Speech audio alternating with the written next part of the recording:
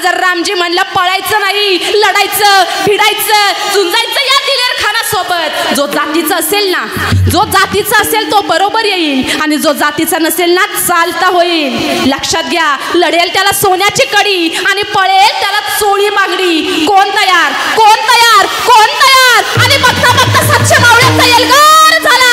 आम्ही तयार, आम्ही तयार आणि जयघोष केला. हर हर हर हर. आणि बघता बघता दिलेर खान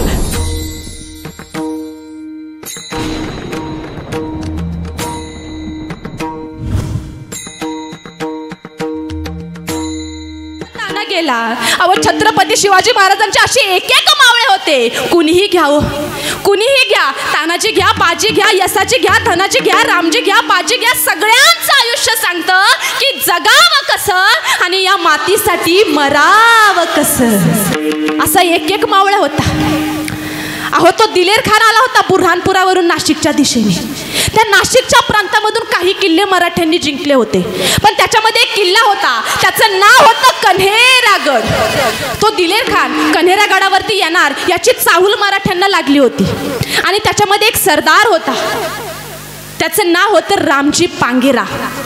आणि तो रामजी पांगेरा कन्हेरागडाच्या पायथ्याशी अवघ्या 700 मावळ्यांशी उभा होता. किती? 700 मावळ्यांशी उभा होता. तो दिलेर खान एक ना एक दिवस स्वराज्यामध्ये घुसणार, त्याला घुसता येऊ नये म्हणून माझा रामजी पांगेरा 700 मावळ्यांशी कन्हेरागडाच्या पायथ्याशी उभा होता. रामजी पांगेराला समजलं होतं की दिलेर खान पठाण येतोय. मोठा हट्टी होता हो तो दिलेर खान. आणि तो दिलेर खान 30,000 सैन्यांसोबत येतोय. किती? 30,000.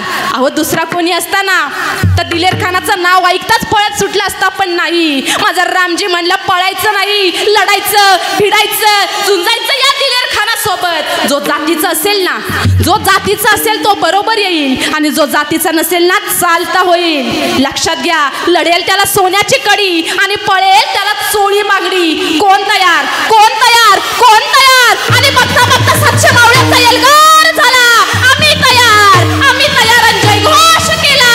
हर हर हर हर.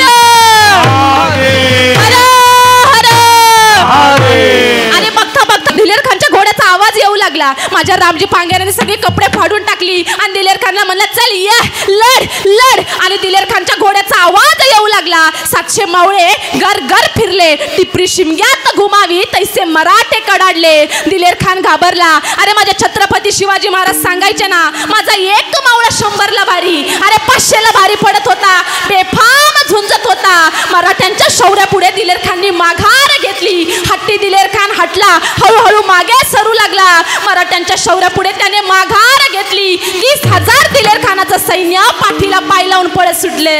आणि रामजी कडाडला, मराठ्यांची पोरा मी घाबरत नाही मरणाला. 30,000 दिलेर खानाचं सैन्य पळत सुटले. आहे का असं युद्ध? आहे का असं युद्ध की मुठभर माणसांनी परतभर माणसाचा पराभव केल्याची? आहे, इथं आहे. इतिहासाला त्यांचं शौर्य माहिती आहे, इतिहासाला त्यांचा पराक्रम माहिती आहे.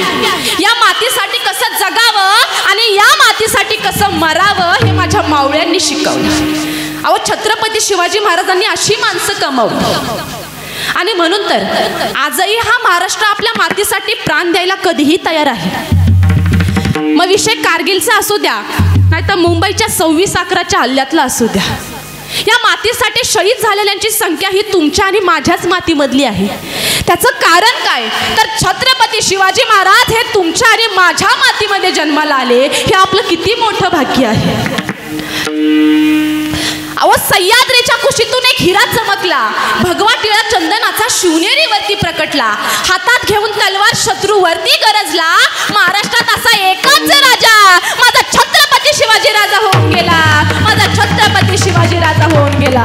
बोला छत्रपती शिवाजी महाराज की. महाराज सांगतात की संताची संगत करा, म्हणून संगत चांगल्यांची करा, एवढंच सांगेन जाता जाता. मग नामदेव महाराजांना एका साधकाने प्रश्न केला की काय हो नामदेव महाराज, तुम्ही सारखे संत श्रेष्ठ असे म्हणता, मग संत नेमके कोणासारखे श्रेष्ठ आहेत हो? मग त्याच वेळेस नामदेव महाराज म्हणतात की ज्ञानेश्वर महाराजांना किती त्रास दिला.